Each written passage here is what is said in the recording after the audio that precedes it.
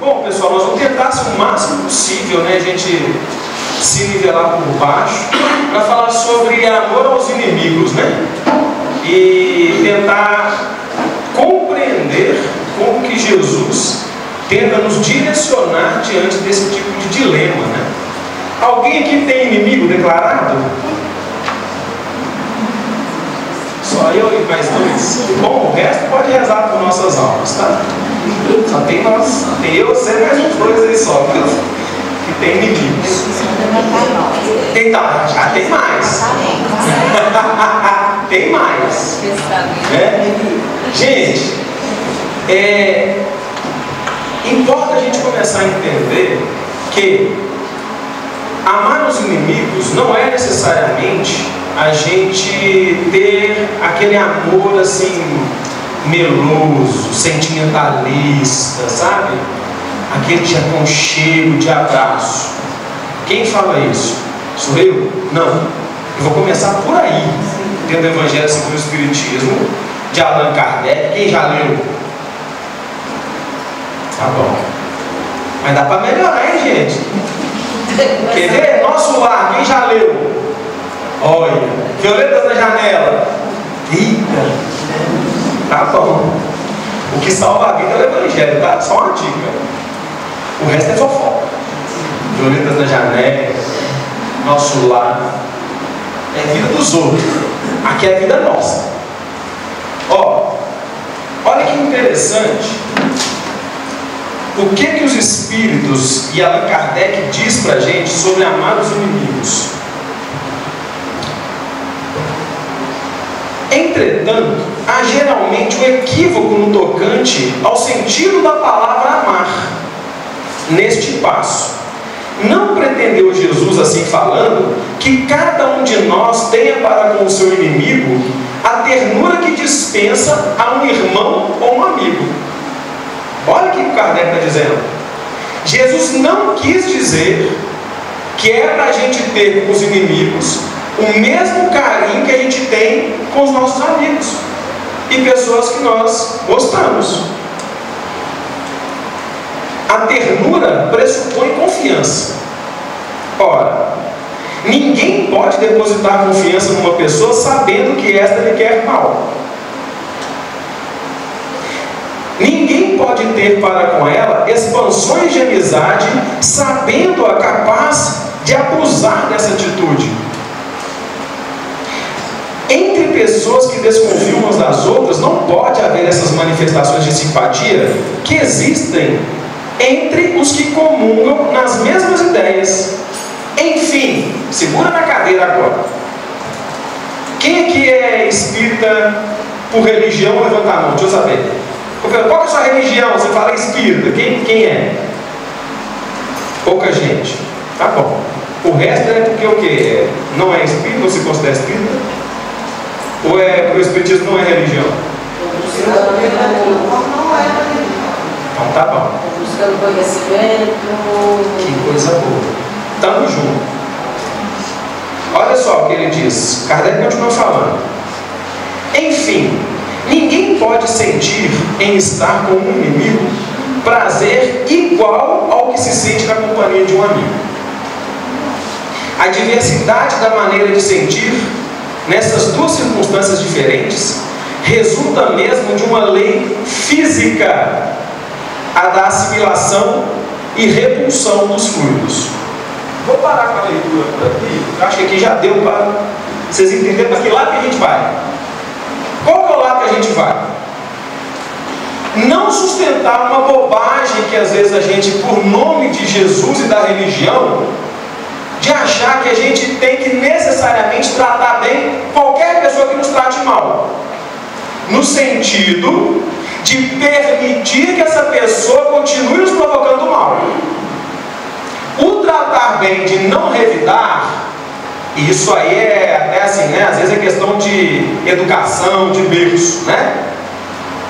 Agora, você conseguir de fato sentir amor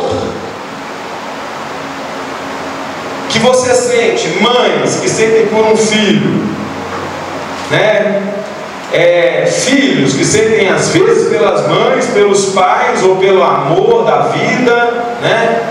Enfim, por amigos. Amar o seu inimigo nesse nível, quem está dizendo é Kardec, fisicamente falando, por repulsão de fluidos, não dá. Então, se em nome do Espiritismo, ou de Jesus, ou de Deus, você sofre um ataque muito profundo e não consegue perdoar, tem uma chance de você não ir para o inferno. Porque às vezes a gente tenta forçar um perdão só para entrar no céu, não é assim? Estou mentindo? E o pessoal fala, tem que perdoar, senão você vai para um umbral. Fala isso para uma mulher que foi estuprada. Tem que perdoar o estuprador. Tem que ir lá dar nele um abraço. Fala isso para o pai, para a mãe que teve um filho assassinado. Dá para fazer? Dá. É todo mundo que consegue? Não. Então o que importa da nossa parte fazer? Se conhecer e entender até onde está bom. Quando está o publicano rezando no templo e falando, ó Senhor, eu fiz tudo que era muito bom e não sei o que, o publicano não, estava o religioso se exaltando no templo. E o publicano só ficava do lado batendo no peito e falava assim, oh Deus, perdoa que eu sou pecador. Perdoa que eu sou pecador. E Jesus falou assim, ó, aquele lá saiu justificado. O outro que estava se exaltando no palco, não. O que isso significa? Muitas vezes é muito melhor você reconhecer assim, ó, eu não dou conta de perdoar hoje, do que você falar da boca para fora que perdoa e no seu coração, não. Assumir a sua dor é o primeiro passo para você curar a sua dor. Então às vezes a gente tem medo de falar assim, nossa, eu tenho gente que eu não consigo perdoar. Embora tenhamos que sentir prazer em falar, não, eu não quero perdoar, eu odeio mesmo. Tem gente que sente esse prazer. Agora, nós que somos cristãos, nós que somos espíritas, o que eu estou fazendo um convite é para um trabalho de autoconhecimento e sinceridade. Porque no mesmo capítulo, gente, não sei se vocês sabem, tem um capítulo inteiro disso aqui no Evangelho segundo o Espiritismo. No capítulo Amai os vossos inimigos, lá quando ele fala sobre a vingança, o Espírito Júlio, ele fala assim, não posso me deter a pensar que um membro da grande família espírita ouse jamais de futuro ceder ao impulso da vingança. Ou seja, o nosso trabalho é aprender a não ceder ao impulso da vingança.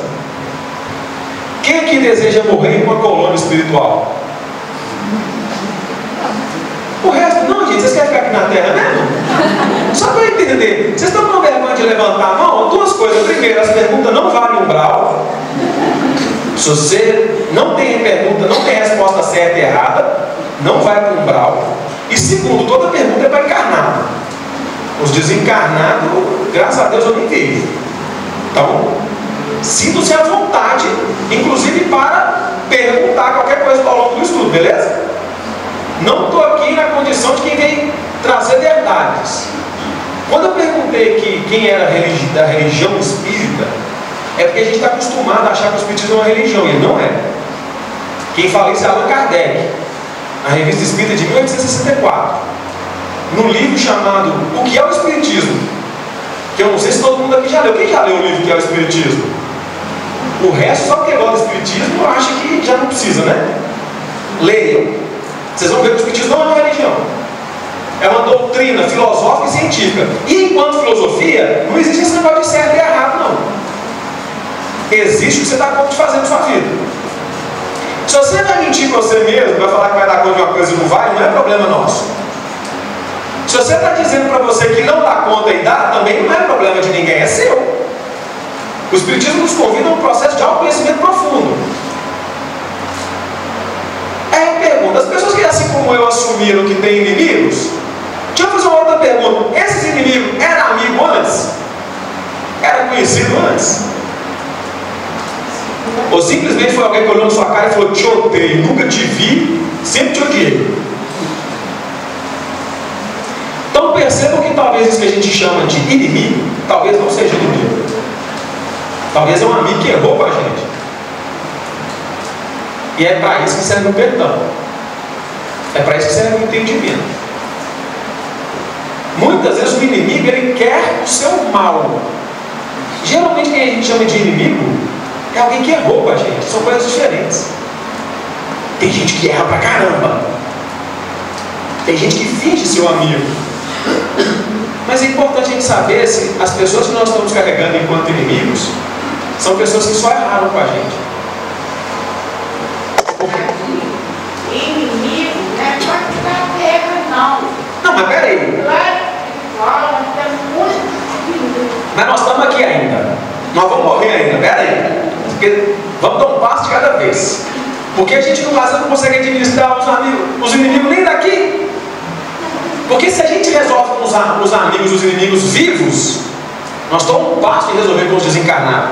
Os desencarnados dão o mesmo trabalho que a gente imagina, gente. Nós espíritas temos que começar a entender isso. Espírita morre de medo de ir para um umbral e ficar lá sofrendo obsessão e não sei o que. Gente, se você resolver sua vida aqui, você passa no umbral assim, ó. Meu gente, dá licença. Oi. Todo mundo sabe o significado de umbral? Ah, tá filmando, né? Tem que ficar aqui. Desculpa. Significado de umbral, todo mundo sabe o que é? Quem não sabe, levanta a mão. Deixa eu ver. Então eu vou explicar para vocês. Sabe na casa de vocês tem um negócio chamado marco da porta? Aquilo é um umbral. Bota um Google que vocês vão ver. O umbral é o marco da porta que serve para separar ambientes. Um do outro. O umbral no plano espiritual é a mesma coisa do marco da porta. Você sai do planeta Terra com algumas energias que não condizem com as colônias espirituais. Quando alguém chega na sua casa num dia de chuva, com o sapato todo sujo, você deixa ele chegar entrando e pisar no seu tapete? Não. Das duas outras pessoas, ou deixa o sapatinho do lado de fora, ou limpa no tapete. O umbral é o nosso tapete. O problema é que tem gente que chega na beira da porta e fica assim: vamos conversar aqui mesmo? Ela não entra e não sai. O umbral é isso. É um lugar de expurgo energético. Mas tem gente que não quer expurgar. Tem gente que fala assim: ó, eu quero voltar, eu quero matar aquela pessoa que me prejudicou. Eu falo: mas aqui é só para você passar para limpar os pés. Eu falo: não, eu quero ficar aqui. Eu não quero limpar. Eu não quero abrir mão do meu ódio. Eu não quero abrir mão da minha raiva. Eu quero voltar e eu quero vingança. Eles falam: bom, então daqui para frente não dá para você passar. É onde os espíritos começam a transitar entre o umbral e o planeta Terra. O umbral e o planeta Terra. Deu para entender? Então, se você é uma pessoa que, segundo o Evangelho segundo o Espiritismo, no capítulo 17, sede perfeitos, lá no Homem do Mundo, fala assim: o verdadeiro espírito é reconhecido pela sua. Quem lembra? Está quase, gente, eu escuto pensamento não, mas tem gente que está quase soltando aí. Sua transformação moral e pelos esforços em domar as suas inclinações más. Transformação moral, todo mundo que está aqui hoje já tem. Todo mundo. Eu posso afirmar isso sem medo de ser feliz. Porque hoje vocês poderiam estar em qualquer lugar, assistindo novela, jogando bola, assistindo futebol, assistindo filme, roubando, matando. Vocês escolheram estar na casa de oração. Isso é sinônimo já de transformação moral. Vocês já são melhores do que vocês eram em encarnações passadas. Olha que legal. Já pararam para pensar sobre isso? Só que estamos em constante progresso. Talvez tenha coisa para melhorar mais. E aí continua a frase: em buscar se esforçar para domar as suas inclinações más. E às vezes a sua inclinação má pode ser a vingança, pode ser o rancor, pode ser a mágoa, pode ser o ressentimento. Então, uma vez que já fizemos uma parte da transformação moral, importa continuar fazendo, continuar no processo de transformação, para que talvez nós não precisemos perdoar perdoar tanto? Você sabe por que a gente perdoa tanto? Quem sabe? Graça do banana. Hã? Graça do banana. Não. Vou dar mais uma chance. Quem tenta? Por que a gente perdoa tanto? Eu penso que quem perdoa Deus. Deus nem perdoa, você acredita? Você acredita que Deus não perdoa ninguém? Então, Vou te contar por que não. Fala, meu bem. Agora perdoar é difícil. Ó, fala mais alto, conta pra nós. Que a gente se sente ofendido. Gente, só tem uma coisa em cima da terra que justifica o perdão. Que coisa que é essa? Os erros. Só existe perdão porque existe erro. Só existe perdão porque a gente se ofende demais. Quem perdoa muito é gente que se ofende muito. Sabe por que Deus não perdoa? Porque Deus não se ofende.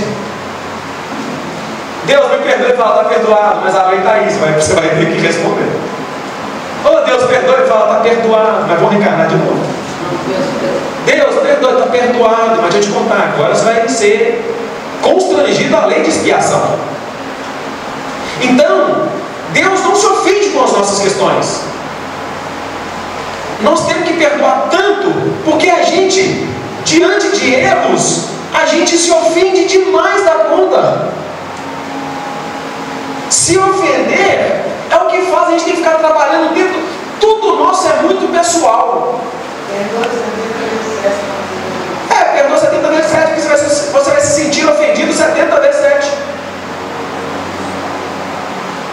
Então, o nosso maior desafio em relação a amar os inimigos, primeiro é entender se o outro é inimigo de verdade, ou se ele é alguém que está errando. Porque tem gente que pode se declarar inimigo, falar assim, ó, eu quero o seu mal, eu quero acabar com a sua vida. Isso pode ser um inimigo. Mas às vezes o outro só pisou na bola. E a gente faz dele um inimigo. A gente faz dele um grande adversário. Por quê? Porque a gente se ofendeu. Agora a questão é, somos obrigados a não nos ofender? Não. Não há esse tipo de obrigação. Neste assunto, eu sempre falo sobre o estupro, porque tem muitas pessoas religiosas que querem que as mulheres simplesmente perdoem para entrar no reino do céu. Eu já vi espírita com esse discurso. Que imagina se reencarnar nessa pessoa. Olha só, a mulher é estuprada, ela é violentada, ela é agredida, e ela tem que conviver com medo de reencarnar nesse cara. Vocês têm noção o quanto isso é tenebroso da perspectiva espírita? O espiritismo não está aqui para colocar esse tipo de medo, de forçar um perdão para uma coisa que você talvez não dê conta de fazer.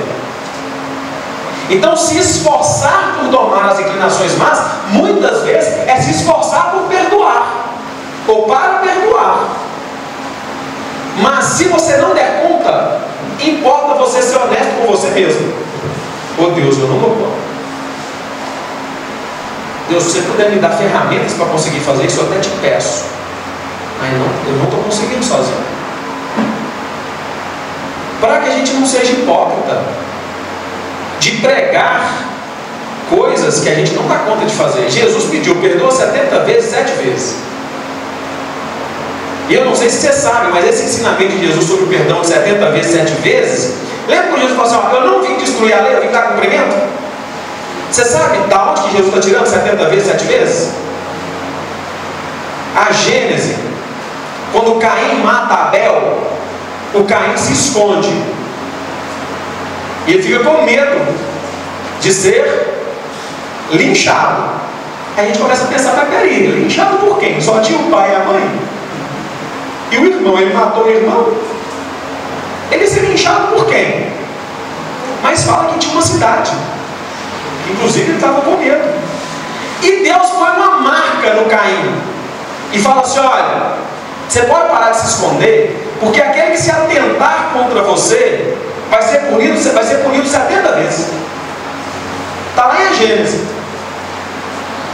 Então, Deus põe uma marca no Caim, e ali é a primeira manifestação da bondade de Deus sobre o perdão para um irmão que matou o outro. E ele põe a marca e fala assim: aquele que for contra Caim vai ser punido 70 vezes. Jesus fala: eu não vim destruir a lei, vim dar cumprimento. Aí Pedro pergunta: então até quantas vezes eu tenho que perdoar meu irmão? Até 7 vezes? E Jesus fala assim: não, Pedro, 70 vezes, 7 vezes. Olha como é que Jesus era danadinho, sábio. Só que a gente costuma não ler o Antigo Testamento, né? Espírito, então não lê nem o Novo. Acho que é para os evangélicos, para os católicos. Mas a nossa bússola para aprender a lidar com o amor está no Evangelho, está em Jesus. Aqui hoje, o que eu estou tentando a gente conseguir, eu espero que a gente consiga construir essa linha de raciocínio dentro do Espiritismo, de entender, de não sustentar falsos perdões, mas também de não envergonhar, de falar assim: pô, eu perdoo. Alguém que já perdoou uma ofensa grave? Alguém Já perdoou alguma ofensa grave? Não é bom assumir isso? Antigamente o pessoal tinha vergonha. Mas como é que eu vou falar que eu perdoei, né? Falar que eu perdoei, eles vão achar que eu sou orgulhoso, vaidoso. Mas se você não começar a reconhecer os seus atos, as suas virtudes, que embora possam ser pequenas, não sei, eu te conheço profundamente, se você conseguiu perdoar uma ofensa grave, é sinal que você está melhor que ontem. E isso é muito bom de reconhecer. A capacidade de se melhorar. E falar de perdão é tão difícil. Por quê? Quando a gente reza lá, Pai Nosso, perdoar as nossas ofensas na medida em que nós perdoamos, não é assim? Dentro de todo o tempo é bonito falar de perdão. E quando é dentro de casa? Mas você vai perdoar, você é muito trouxa. Você vai perdoar aquilo que aquela pessoa te fez? Não, você é babaca demais. Já escutaram uma coisa parecida? Você é muito bobo, você é frouxo, você é covarde. Aí acaba o dia, vai rezar o Pai Nosso e fala: perdoar é na medida que nós perdoamos. O perdão não é para gente fraca, é para gente forte, que tenha coragem de conseguir mudar de ideia, mudar de opinião, reconhecer as limitações do outro. Então quem perdoa esquece. Mentira. Esquecimento é amnésia. Eu conheço 2 caminhos: Alzheimer e paulada na cabeça. Não dá para esquecer necessariamente um ato. Você pode não ressentir. Ressentir é quando eu lembro, eu sinto de novo. Mas se você enfiar uma colher na tomada, vai dar choque, não vai? Se você esquecer que dá choque, o que você faz? Enfia de novo. Quando você lembra e contando a história, como se tivesse quando ela é normal. E quando aconteceu o fato, você pede tanto a Deus para que Deus ajude aquela pessoa, que não aconteceu nada com ela. E ela fez assim, mais graça, e você está impresso por ela. Está impresso por ela, não acabou, ué. Mas você está me perguntando se é. Não, a questão de lembrança, você fala assim, para a gente lembrar, né? Lembrança como. Tudo bem. A questão é. Não com aquele sentimento de coisa ruim. Aí a gente tem sempre que estar entendendo qual que é a minha intenção de estar contando essa história. Por quê? A pergunta dela é: e se eu já tiver resolvido, se eu já tiver perdoado, mas eu conto essa história e nada, isso não me afeta. Aí a questão é: por que eu estou contando essa história para as pessoas? Para quem que eu estou contando essa história? Peraí, para quem que eu estou contando essa história? Entende? Porque aí vem a nossa intenção. Porque dentro desse mesmo capítulo, quando a gente fala sobre o duelo e a vingança, os espíritos do Kardec explicam o seguinte: às vezes a gente é covarde para um embate. Você me machucou, e como eu não consigo te machucar, Eu não vou te chamar para um embate. Mas aonde eu for, eu vou contar o que você me fez.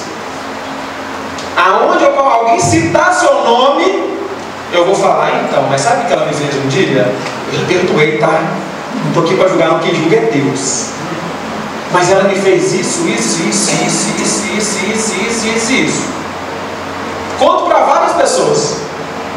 O dia que você chega no ambiente dessas pessoas, o pessoal fala assim, olha lá, ó, quem chegou aí? Aquela lá que regaçou um bocadinho. Então, eu preciso entender, de fato, por mais que eu tenha talvez ou não superado, quais são os contextos em que eu conto isso, para que eu não contamine o coração das pessoas com a minha história. E aí quando a gente fala sobre esquecimento, será que isso precisa ficar sendo relembrado ou contado?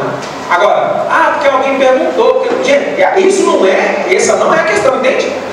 O negócio é como eu conto e por que eu conto. Conseguiram me entender? Para que a gente tome o cuidado de não semear o nosso fel por causa de uma dor que a gente sente. Eu carregava uma culpa muito grande dentro de mim, entendeu? E não conseguia tirar essa culpa de jeito nenhum. Meu filho me perdoaram, meu ex-marido me perdoou, mas eu não conseguia. Quando eu não teve questão do perdão, eu consegui tirar essa culpa. Que coisa boa! Eu consegui me perdoar. Ótimo, entendeu? E é assim que eu me senti tão bem em tudo. Eu não pedi bem. Vocês escutaram ela, gente? Ela falou assim, eu consegui me perdoar. O perdão, ele não é sobre o outro, é a gente. Porque nessa ofensa, a gente entra num processo, de fato de ressentir. Esse ressentimento faz com que a gente fique vibrando uma energia em nós que nos impede de ser feliz. Por quê? Gente, se você tem um inimigo, eu tenho certeza que você lembra dessa pessoa todo dia. Todo dia. Alguma coisa faz lembrar dessa pessoa todo dia. Isso fica num processo de retroalimentação energética em nós. Sabe aquelas fontezinhas de água bonitinha que fica cheia de pedrinha, a água fica ali o tempo todo? É aquilo. Às vezes é até bonitinho de ver. Tem gente que adora contar os casos de desgaste da própria vida. É até bonitinho para alguns, mas a água que está correndo é a mesma. O perdão é quebrar a pedra e deixar a água embora. O perdão é isso. O negócio é a gente entender, às vezes, falar assim, olha, eu não estou conseguindo fazer. Porque se você não estiver conseguindo fazer, dá uma dica para te dar. Se tem alguém aqui hoje que está há mais de um ano, 5 meses, 2 meses, uma semana sem administrar um problema, eu te indico psicoterapia. E do fundo do meu coração. Até hoje a gente está achando que psicólogo é para gente doida, depressivo, ansioso. Não. É uma ferramenta de autoconhecimento. Tem uma chance de aqui na reunião você conseguir ter uma catarse, você ter uma epifania, que são movimentos internos que você vai conseguir perdoar alguém na sua vida. Mas se você já tem umas 4 reuniões públicas e não resolveu, eu te indico psicoterapia. Porque você não é obrigado a dar conta de tudo. Você não é obrigado de assumir todas as responsabilidades de perdoar coisas que são às vezes muito graves para você. E talvez você precise de ajuda. Não interessa se você tem 8 ou 80 anos. A grande maioria das doenças psicossomáticas, fibromialgia, artrose, psoríase, algumas enxaquecas, gastrite, úlcera, são coisas não assimiladas na nossa mente, nas nossas emoções, e isso fica girando em nós energias tão ruins que adoece o corpo. A gente chama de somatização. E aí, pensar sobre um problema não é a mesma coisa de falar sobre um problema.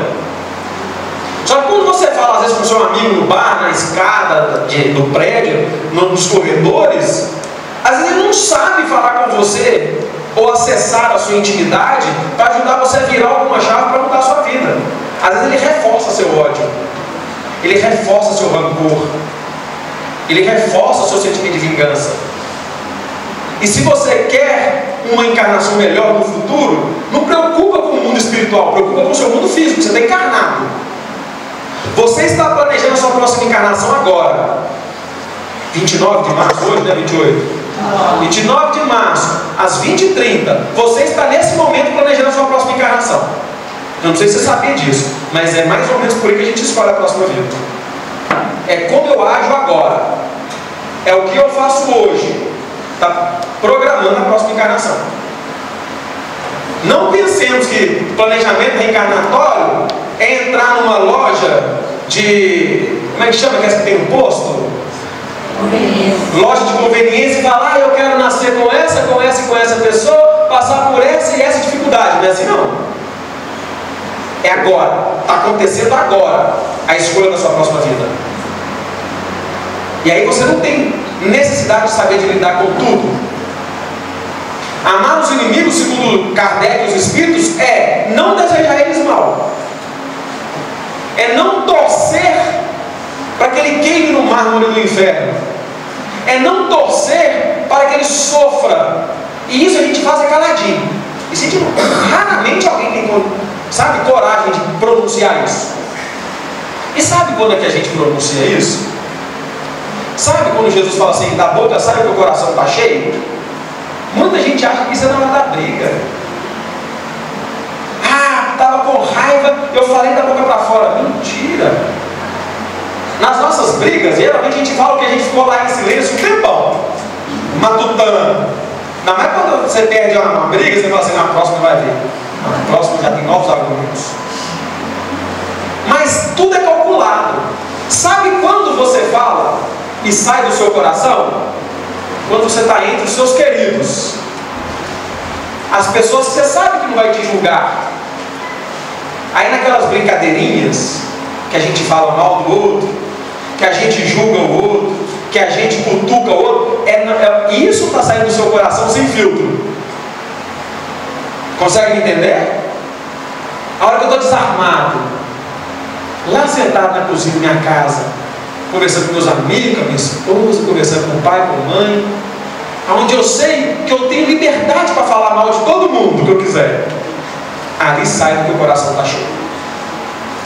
Ali você não está fazendo esforço, nem cálculo nenhum, para poder colocar para fora o que você carrega dentro do seu coração. Então, o nosso processo de espiritualização é um processo de autoconhecimento. Não é um processo de quantidade de passe que dá ali dentro, de quantidade de reunião que coordena aqui fora, de quantos quilômetros você correu na campanha do quilo com a sacola no ombro. Quer prova disso? Leia um livro que chama Aconteceu na Casa Espírita. Ótima literatura. Porque está assim de gente correndo nos trabalhos de casa, dentro da casa espírita, dentro das igrejas, dentro dos templos. Você quer um jeitinho melhor de correr dos problemas do que estar dentro da casa espírita? Se trabalhar aqui dentro, segunda a sexta, eu já fui desse. Segunda a segunda. É muito mais gostoso, gente. É que alguém que pisa no meu pé, eu peço desculpa. Ó, coloquei meu pé debaixo do seu. Foi sem querer. Lá em casa, me olha todo, eu falo, quem foi? Tá vendo por quê? Então o nosso trabalho de transformação moral não é aqui dentro, é lá fora. Conhece a história de Zaqueu? Um moço pequenininho? Como Zaqueu quero subir. Sabe essa música? É bonito, adora. Zaqueu, ele sobe numa árvore para ver Jesus. O templo é a nossa árvore. A gente sobe aqui para ver Jesus. Você deixou seus desafetos todos lá onde é questão e veio para cá. Mas quando Jesus passa debaixo da árvore, ele olha e fala assim: já te vi, desce daí que eu quero te encontrar na sua casa. E tinha uma multidão cercando Jesus. Então aqui a gente vem, se espiritualiza, mas importa descer e encontrar com Jesus lá fora. Esse é o nosso desafio. Aqui a gente aprende, a prática lá fora. O desejo nosso é praticar. Para quem usa o Evangelho segundo o Espiritismo para ler antes de dormir, vocês já leram essa contracapa aqui? A contracapa está dizendo assim, ó, o Evangelho segundo o Espiritismo, com a explicação das máximas morais do Cristo, em concordância com o Espiritismo e as suas aplicações às diversas circunstâncias da vida. Gente, isso aqui não é um livro para você ler para dormir, não, é um livro para você ler para que acorda.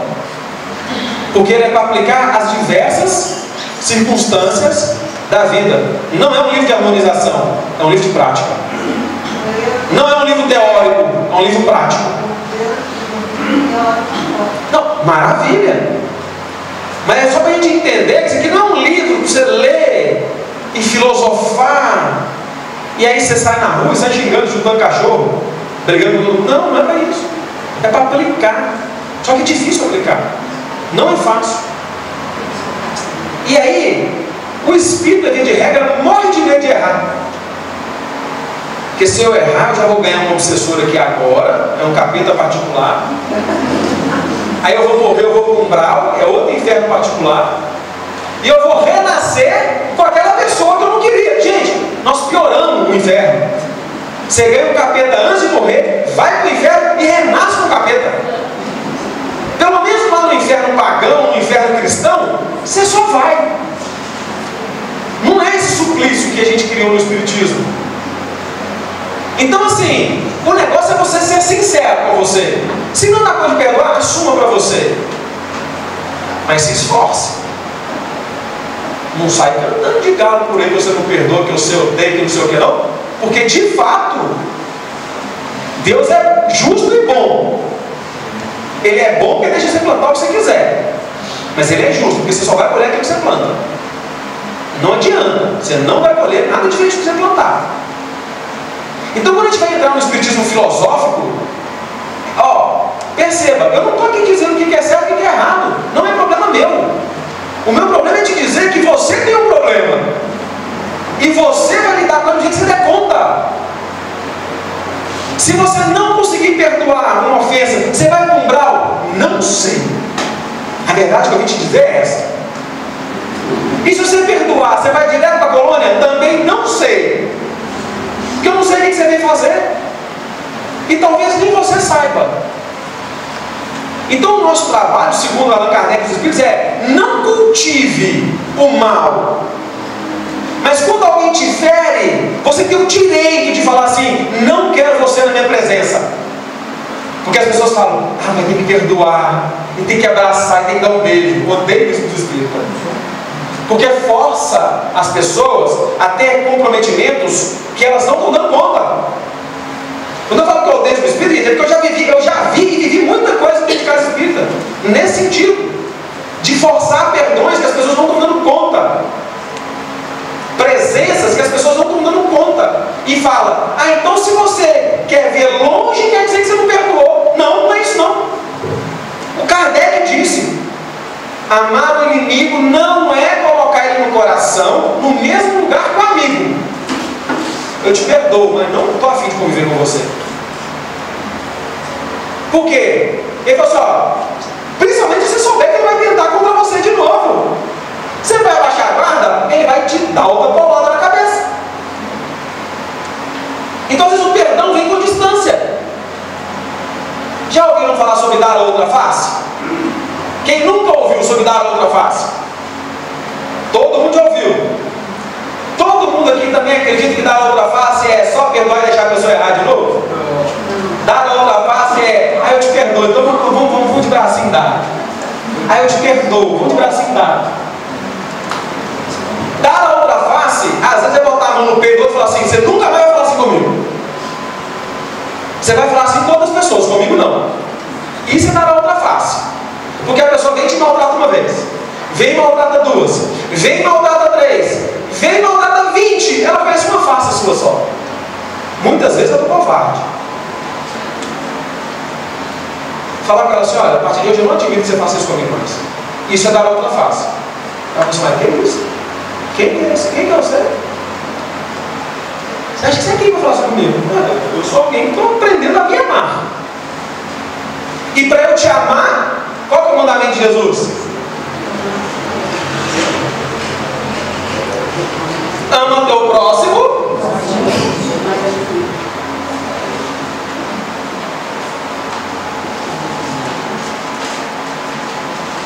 Gente, é como Jesus fez uma pegadinha com a gente, que a galera para aqui, ó.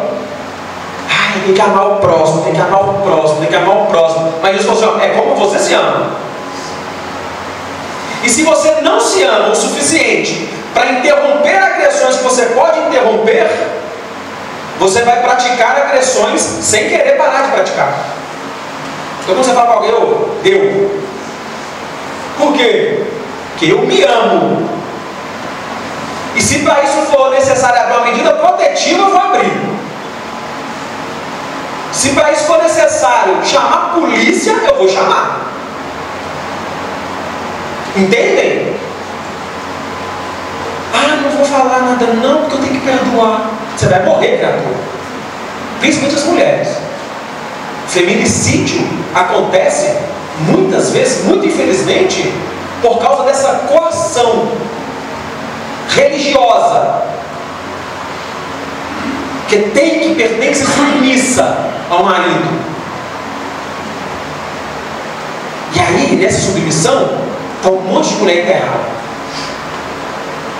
Nessa submissão, está um monte de mulher espancada, violada mental e fisicamente. Então, por gentileza, principalmente vocês mulheres, não perdoem qualquer coisa em nome de Jesus, no sentido de sustentar agressões. Perdoa, mas vaza. Perdoa, mas denuncia. Perdoa, mas foge, porque senão você vai morrer. Vocês entendem a grandiosidade e a profundidade desse assunto? Para que a gente possa refletir sobre a nossa vida, a nossa existência. E se você passa por coisa parecida, se você estiver aqui hoje encarnado, procura um psicólogo que ajuda. Porque a maioria das pessoas que têm relação tóxicas nem sabe que estão. De fato, estão dormindo com o inimigo.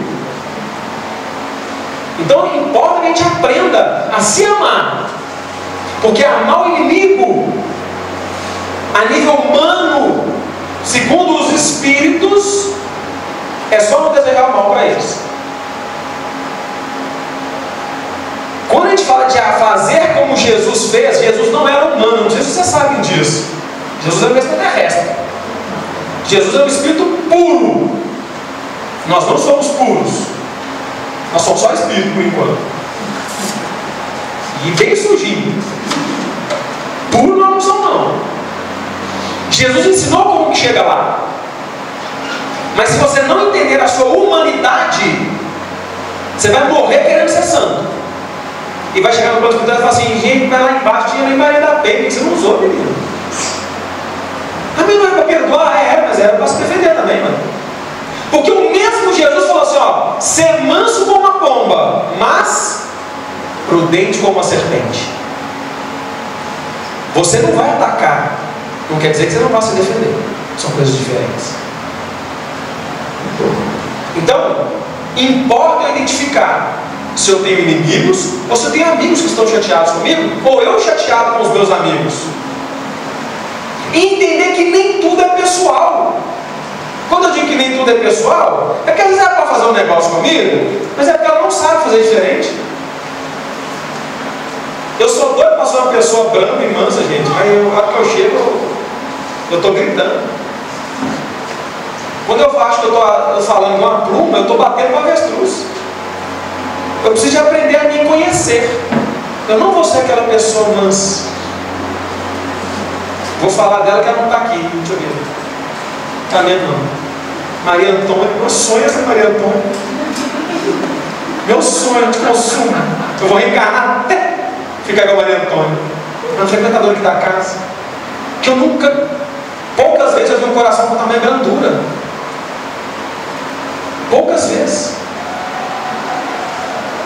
Então, eu não sou esse cara, mas eu quero ser, eu quero chegar lá, mas eu preciso me reconhecer. Eu preciso saber que na hora que alguém me ofendeu, me magoou, eu ser sincero comigo mesmo e falar: não quero ficar do seu lado, você acabou de me machucar. Mas às vezes entre os religiosos, principalmente os espíritas, espírita tem um termo maldito chamado melindre. Então se a Silvânia me magoar, eu falo: não, você me magoou. Os que estão do lado falam assim: Cadinho melindrou, Cadinho melindroso, ficou chateado com ela. Ué, fiquei mesmo, você não é melindre não. Eu estou sendo honesto, eu estou dizendo para ela: você me magoou, eu não gostei do que você fez. Porque se eu não contar para ela, eu vou sair contando para todo mundo o que ela fez e não vou resolver com ela. E meu problema é com ela. Isso é honestidade, autoconhecimento. Não gosto que fale assim comigo. Não se refira assim, desse jeito comigo. Isso é honestidade, gente. E eu tenho o direito de ficar chateado quando alguém me faz uma coisa que eu não gosto. Mas também eu posso ter o direito de dar à pessoa uma segunda chance, de dar uma terceira chance, de dar a quarta chance. Eu tenho o direito de falar: já deu, vai com Deus aí, vai na fé que eu estou te vendo, só até eu parar de ver, que eu não quero ver não. E entender de fazer um movimento para conseguir perdoar, para que as coisas fiquem menos pessoais. Porque às vezes o que ela fez, ela não sabe fazer diferente. Deixa eu fazer uma pergunta para vocês: se você chegar na frente de um pé de limão e pedir uma laranja, quem que é o ignorante? É você ou o limoeiro?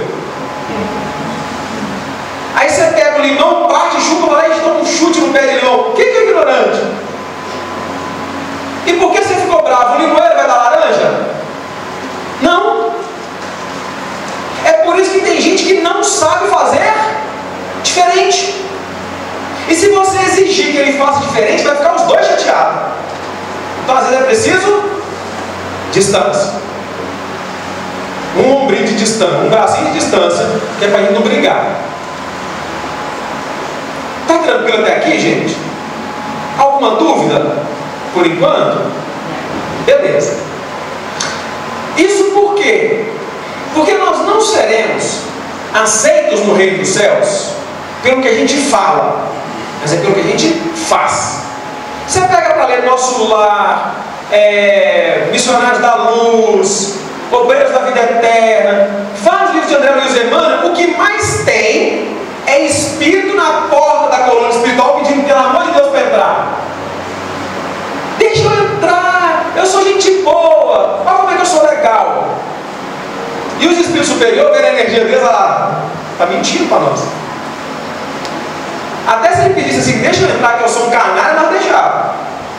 Mas ele continua mentindo. Então no plano espiritual, não é o que você fala, é o que você vibra. E o que você vibra é resultado do que você pensa, fala de verdade e faz. É a comunhão dessas três coisas. O que você pensa gera uma energia. O que você sente gera uma energia equivalente ao que você pensa. E o que você faz gera uma energia equivalente ao que você sente e ao que você pensa. Ou seja, no plano espiritual, falar que é bom. Jesus já deu a dica para a gente: ó, nem todo mundo que fala Senhor, Senhor, vai dar no reino dos céus, tá? Se fosse hoje em dia, ele ia colocar no final assim, hashtag fica a dica. Porque é isso. Você não vai ir para um umbral por coisas que você não dá conta de fazer. Não é isso que vai te levar para o umbral, ao sofrimento. Deus sabe o que você não dá conta. E Deus seria muito cruel de te condenar por um negócio que você não dá conta. Percebe? Eu não estou falando daquilo que você não quer, estou falando daquilo que você não dá conta. É diferente. Porque pode ter um erro que você não dá conta de perdoar.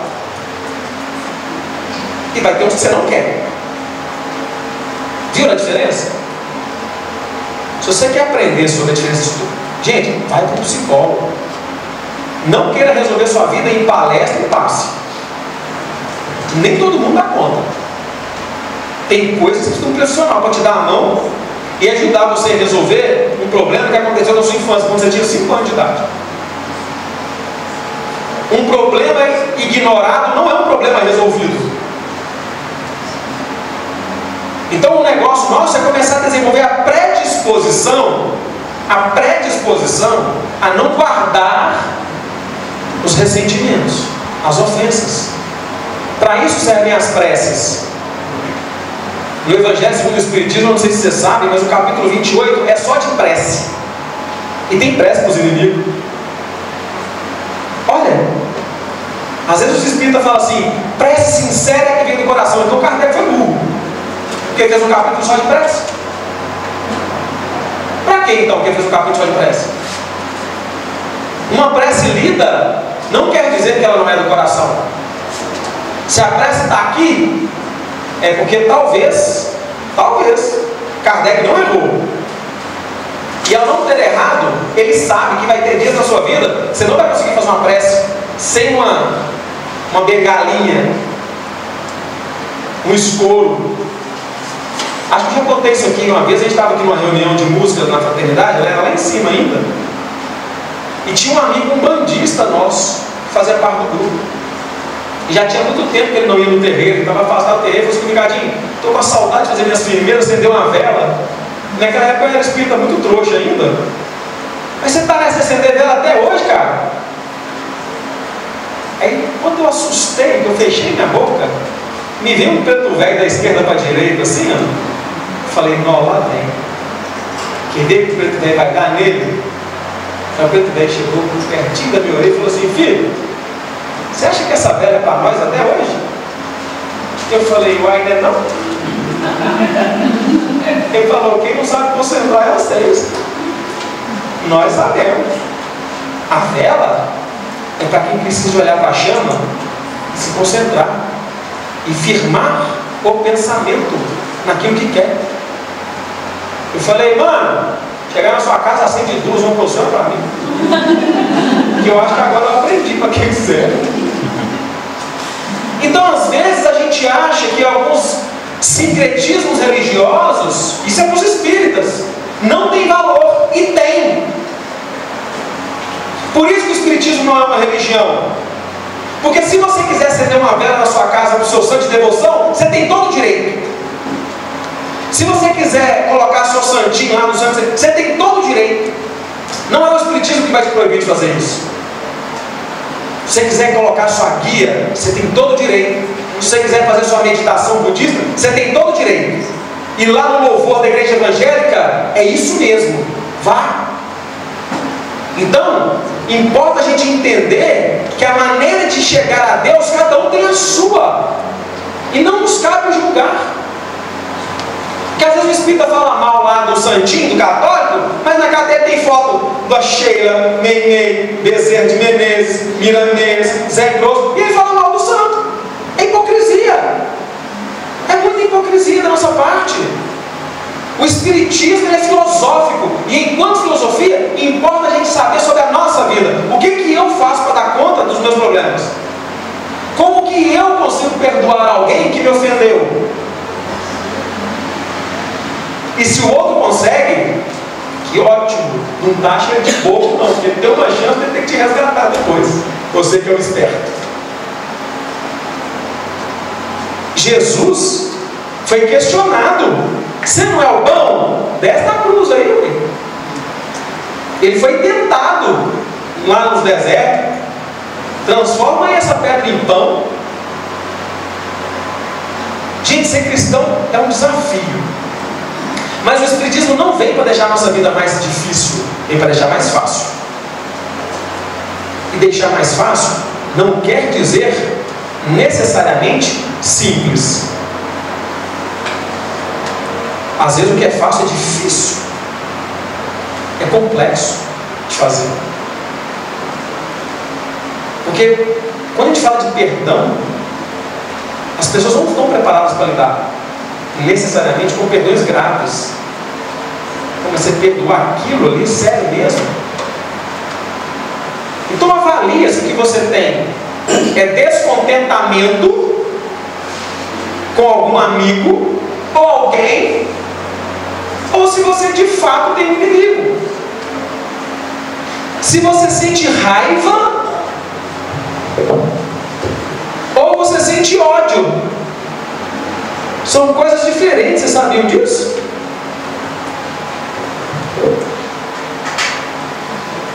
As emoções que nós sentimos elas trazem informação da sua mente inconsciente. Se eu te agredir, você não vai escolher o que você vai sentir. Você vai sentir alguma coisa. Alguém vai sentir raiva, alguém vai sentir ódio, alguém vai sentir medo, alguém vai sentir tristeza. Agora, o que você vai fazer com o que você vai sentir é outra coisa. A raiva é uma emoção que fala sobre justiça, vocês sabiam disso? Na vida você só sente raiva diante de uma situação, quando você percebe que a injustiça está acontecendo, ou com você, ou com alguém. Sentiu raiva, avalia. Tem um negócio aqui que está acontecendo que eu não acho justo. O ódio é a emoção que coloca o outro como importante. Você só odeia alguém que você sabe que as atitudes dele são importantes para você. Você não odeia alguém sem entender que o que essa pessoa faz na sua vida tem um grau de importância. Sabiam disso? Isso chama inteligência emocional. E o Espiritismo, enquanto ciência, precisa estudar isso. Nós precisamos de falar de inteligência emocional. Porque o ódio é uma emoção que a gente não sabe lidar com ela. Você não consegue controlar emoções. Você aprende a direcionar o efeito das emoções. Quando você sente raiva, é raiva e ponto final. Você pode mentir para você pode dar a mão que for. O que você sentiu foi raiva. E não tem o menor problema em sentir raiva. O problema é o que você faz quando você sente raiva. Porque se você está sentindo raiva, é só que você está percebendo injustiças. Você pode estar percebendo injustiça por dois motivos. Ou porque você é justo de fato, ou porque você leva tudo para o pessoal. Tudo é com você, tudo é para te ferir, tudo é para te agredir. O mundo é contra você. É quase uma psicose. Se tudo é contra você, mais uma vez, procura um psicólogo. E nós precisamos de dar atenção à saúde emocional e mental. Isso é assunto grave, principalmente depois da pandemia. Se permitam quebrar essa casca do preconceito. Não interessa a sua idade e nem a sua orientação sexual, nem o seu sexo. Não interessa. Se permita tratar. Para que você não negue o que você está sentindo. Porque se você negar que está com raiva de alguém, essa raiva não vai passar nunca. Primeira coisa que você tem que assumir: estou com raiva. Porque alguém trata aquilo que não tem? Alguém consegue?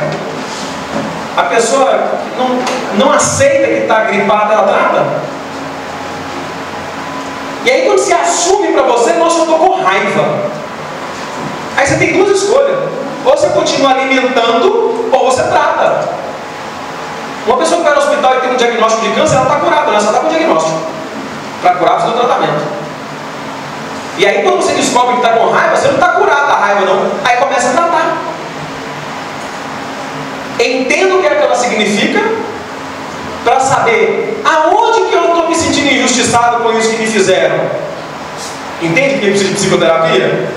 Nada é tão... As coisas às vezes não são tão claras para a gente.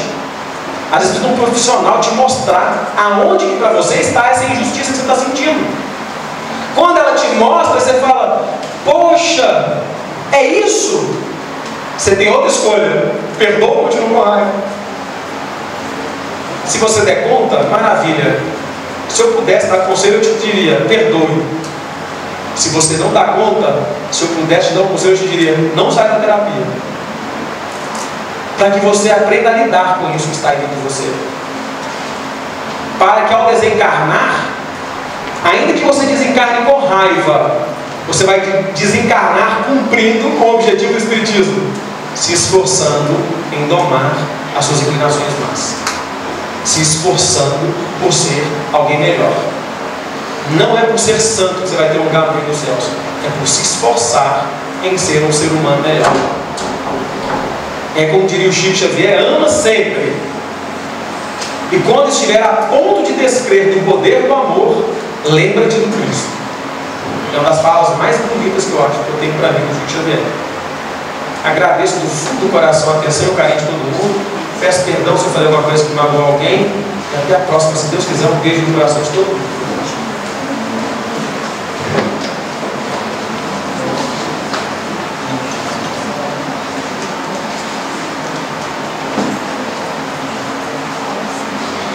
Muito bom. Tem alguém com raiva aí? Vamos tratar. Meus queridos, avisos rápidos. Nesse fim de semana, no sábado, nós teremos o bazar a partir das 8h30. Esse bazar, os recursos gerados são utilizados para a manutenção da casa e as obras que vocês têm visto acontecendo aí, para melhorar nossas condições. E no próximo dia 27/5, a partir das 18h30, ocorrerá o seminário Líder Musical Memórias do Suicida, do livro de Ivone Pereira. Ele vai tratar esse assunto. As inscrições estão abertas ali, o preço da inscrição é R$25. Maiores informações ali na recepção. Todas as segundas e quartas-feiras a casa oferece também atendimentos fraternos para aqueles que tiverem a necessidade de conversar um pouquinho. Isso ajuda. E às quartas a orientação espiritual. Maiores informações, pessoal, recepção. Ok? Meus caros, pode, faz o trabalho. Gente, desculpa, mas eu não vi. O seminário, ele é um seminário líder musical, e a gente vai ter a presença do grupo Verbos Diversos, que é um grupo de música espírita, e o grupo Laboro, que é um grupo de teatro de Belo Horizonte. Existe muita mística em torno do livro Memórias de um Suicida. Muita gente tem medo desse livro. Muita gente tem medo do tal do Vale do Suicida. E assim, de antemão, se eu puder dar um spoiler, o Vale do Suicida, quando a pessoa vai para lá, é porque ela já melhorou um pouquinho. Se lá é ruim, tem coisa pior. E é isso que a gente vai tratar no seminário. Leia o livro. Se permita. É uma leitura muito consoladora. E o objetivo do seminário é a gente conseguir lidar ou tratar o tema suicídio na perspectiva espiritual, para a gente entender a gravidade que é, mas também para não demonizar aqueles que se entregam, né, à descrença e ao autoextermínio. Então a gente faz esse convite encarecidamente, porque principalmente depois da pandemia, se a gente não conhece quem suicidou, a gente conhece quem tentou. Então, assim, importa a gente aprender a tratar esse tema também pela perspectiva espiritual / científica, para que a gente não exija das pessoas um nível de amadurecimento que elas não estão preparadas para dar. Então, assim, a gente pede muito o convite de vocês, assim, a adesão de vocês ao evento, porque ele é muito importante, assim, teremos algumas participações muito especiais para a gente, e seria um prazer ter vocês lá. Desculpe, Estevão. É o telejabá, né, gente? Faz parte. Meus queridos, ao final agora da reunião, aqueles que tiverem necessidade de passe, por favor, formem em silêncio uma fila à nossa direita. Vamos agradecer a Jesus, o Divino Mestre, esse modelo maravilhoso que nos foi enviado pelo Pai, sem a qual essa tarefa não teria ocorrido. Agradecemos a Jesus, o Divino Mestre, irmão querido, pela bênção, pela oportunidade da reflexão sobre nossas posturas e nossas condutas. Ilumina-nos, ó sempre, Jesus, no caminho verdadeiro e justo, que possamos, nos seus exemplos, encontrar a orientação necessária, a força, o bom ânimo sempre para nos mantermos no caminho necessário à nossa evolução.